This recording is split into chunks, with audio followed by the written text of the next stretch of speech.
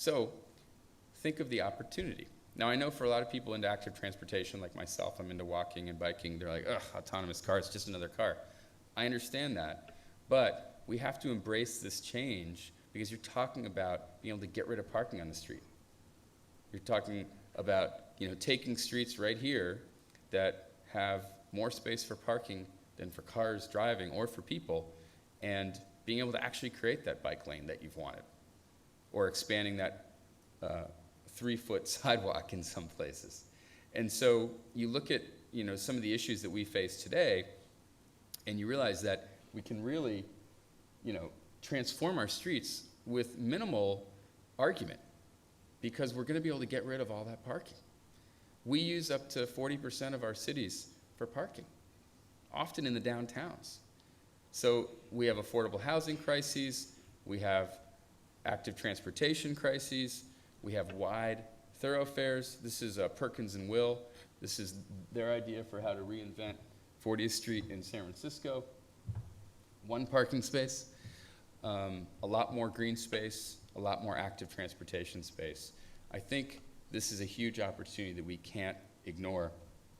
This article was actually written in a fearful way. Will self-driving cars lead to great separated cities where people being up in the air, underground? I actually would look at it a different way and say, could we put the cars underground? I think Singapore certainly could. There are other places where it would be tough. But Chicago was originally designed for the cars to be underground in the CBD. And somehow they ended up underground and above ground.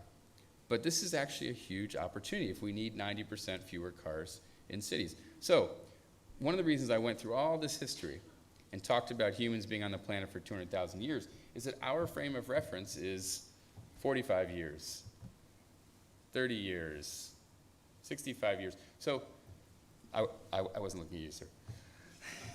So our frame of reference is typically how long we've been on this earth. But we got to realize this is like a just brief moment in time. And so I think we'll look back and we'll think, can you believe that in the 20th century people used to drive cars around and kill each other everywhere and park them everywhere? And we'll laugh at it. And this change is going to happen just as fast as we got rid of the horse. The horse was a primary mode of transportation, and within 5 years, 10 years, it was relegated to the stable.